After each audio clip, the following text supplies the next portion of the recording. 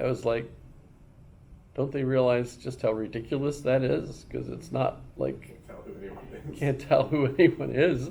So it's not like a photo of your family. It's a photo of a bunch of people standing there in burqas, you know, in front of Disney World, you know, or something. And you're like, okay. It's a sad condition. Okay, so how did we get to that? So, Oh, Lewis Carol. Lewis Carroll. Yeah, I was going to say, where the heck did that come from? Yeah, no, Lewis Carroll. Some of the books about that. Lewis Carroll was an interesting character.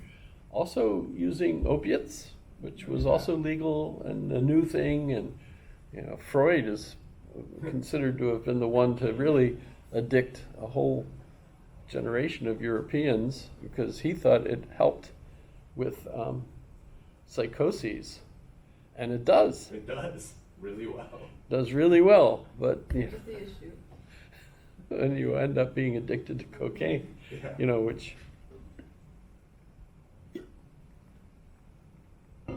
it was in Coca-Cola when Coca-Cola first started.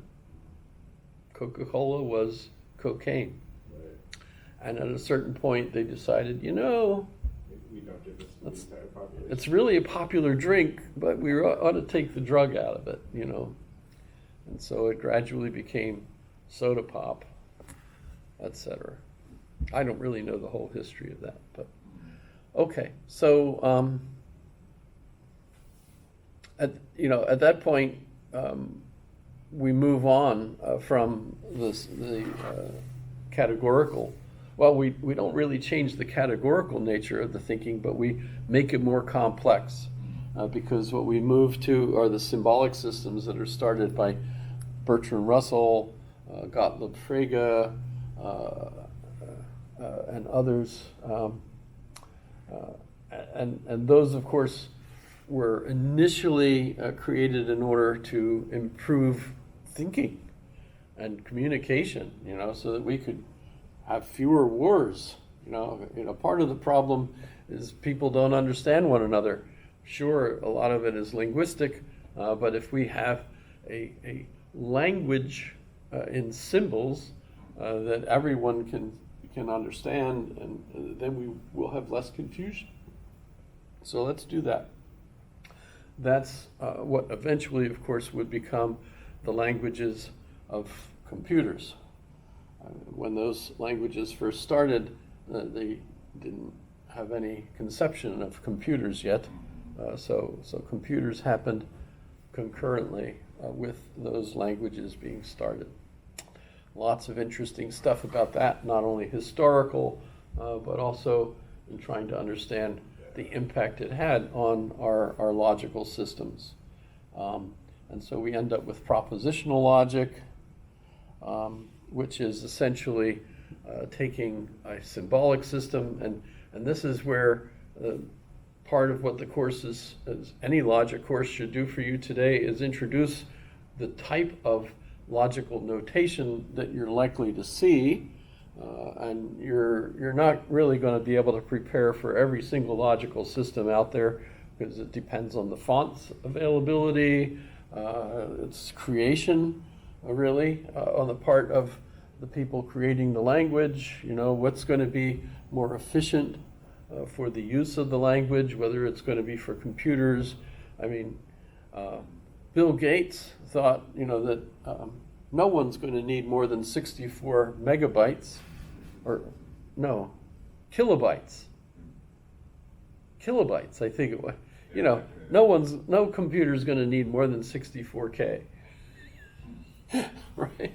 You know, the first computers, right? And so the RAM, I guess it was, the random access memory was just 64 kilobytes, which now you can buy video cards that are gigabytes. I don't know how big these are.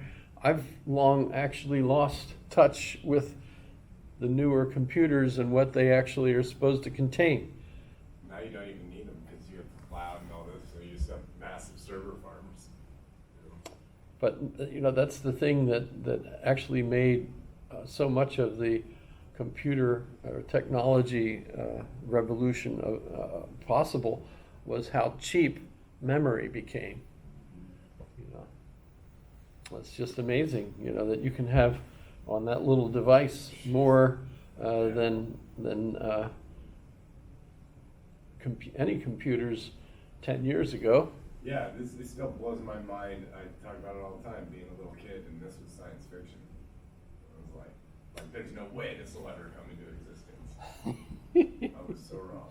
So as devices evolve, the languages that we use on them have to evolve in order to cooperate. So basically, when we're studying these logical systems, and they're important, if you're going to learn to write code, you've got to learn the language so that you could do it. But what a logic course can at least teach you is that these are the things that all of those languages have to have. They have to have quantifiers, because even if Quine, as we talked about towards the end of the semester, ended up proving in 1952 that the quantifiers that we consider universal and the quantifiers that we consider existential actually turn out to be equivalent to one another if you apply the quantifier exchange rule. You can see that, you know, it feels confusing maybe, you know, as I went, you know, well, you know, if it's not the case that for anything you pick, it's not da-da-da-da-da, well, that's equivalent to saying there exists one that's that way. you know, so, but nonetheless, you know, it turns out that the quantifiers are, you can equate them, and yet at the same time, notice that you can't come up with a statement in logic and notation without a quantifier, unless it's such a basic one that you could say, well, Socrates is mortal. You know, that I don't need a quantifier for that. You can say, well, you could still want to say there's such a thing that is a person that is Socrates, and so we needed a quantifier at least to say that there exists a person that is Socrates and is mortal, right? But theoretically, you don't have to. You could just have a symbol representing Socrates. So you don't need a quantifier in some situations. But basically, any of those is going to have open parens, closed parens. And anything in these parens will be, you know, that we're going to be talking about with a variable is going to be either anything or this limited thing. You know, so everything's going to have a quantifier, two types of quantifiers. You know, whether it's upside down A, you know, or you know, they're a backward Z. You know, you're going to have quantifiers, whatever their, you know, their language. And then you're going to have the operators that we get. Thank you for the Greeks, you know, and, or, and not. So our languages will use and, or, and not. That's just about the smallest of those. You at least need those. Remember, there were some occasions where people were trying to figure out, well, we can have or and not. We don't actually need and, or we can do and not. We don't actually need or. But those result in much more complex languages. It's easier when you have a certain number of operators. And in fact, the more operators you have, the easier the language can be, the quicker it can represent what we might call everyday speech, but at the same time, it's not necessarily going to make your life easier because now you have to remember all of those extra operators, right? So we like to use if P then Q. Okay, well, if P then Q, well, let's put that in there. That's actually two of the other operators together, but nonetheless, we like saying if P then Q. And then we can combine them. We can say equivalence is one. So we have equivalence as another one, and if P then Q. But in any case, so we go over those so you're familiar with them. You can also, a logic course should also entail studying those to see how valid arguments are formed using those. And invalid, of course, don't do this, do this. A lot of that is focused on the correct grammar of that particular computer language. You can't just open, parens and then forget to close them. You have to complete a grammatical structure for that to work. We then also went on so those rules of inference were called natural deduction. That's the section that we did on that. But predicate logic, remember that also dovetails into Quine. I used Quine for that. Talking about how, well, the problem is today that physicists don't have real objects. One way of talking about the world is everything is energy in an arrangement, and the energy is constantly in motion. So what you have are predicates, categories that are associated with the state of affairs and not necessarily the objects in those state of affairs. And so we talked about that because that's important today.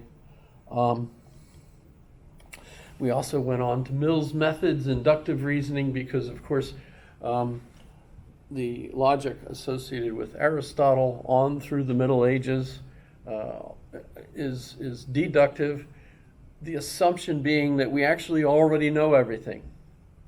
And so the person who knows everything and is wise only has to use deductive reasoning to figure out the answer to questions anybody might have. Because we know everything, and you have a question, there's your answer, right? Deduction. That works really well. But once you discover, as Galileo did and some others, that, wait a minute, Aristotle was wrong about this. And all of a sudden we ended up with a period where people had to come up with new information that wasn't already in the right book. So if you had the book, and everything was in it, then just make sure you get a good copy of that. You might have to pay extra for it,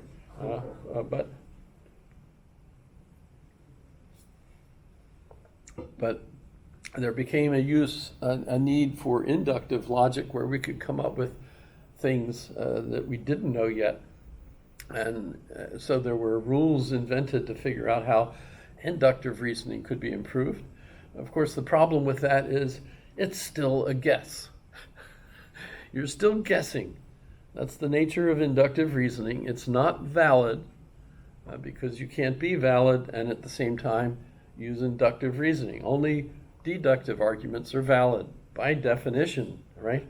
And so if you're making a guess about something that you don't know yet, then there's rules that make you feel better about your guess.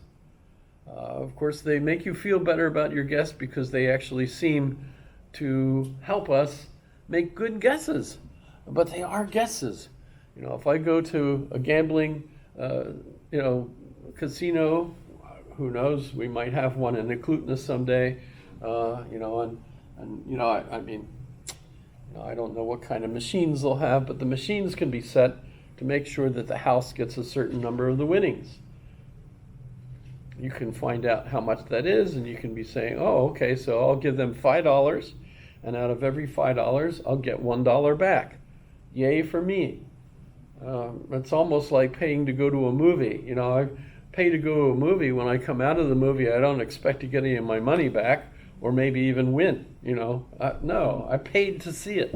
Well, you go to a casino, you pay to sit there and lose your money. When I go to the casinos in Las Vegas, I don't plan to go anymore because my mother-in-law is dead, and that was the main reason I went there, was to visit her and end up with another Chihuahua because she raised Chihuahuas. So thank goodness I don't have Chihuahuas anymore. You don't like Chihuahuas? They're so cute, but they want to be in your bed. They don't want to go outside in the 5-foot deep snow. and so they pee and poo in the house, which, you can do pads, and things, but there's still a mess. It's so much nicer when you have a Saint Bernard, and she wants to go out in the 5 feet of snow and just lie there like, oh, this is heaven on earth, says Saint Bernard's in Saint Bernard speak, which you can understand because it's logical. You just have to learn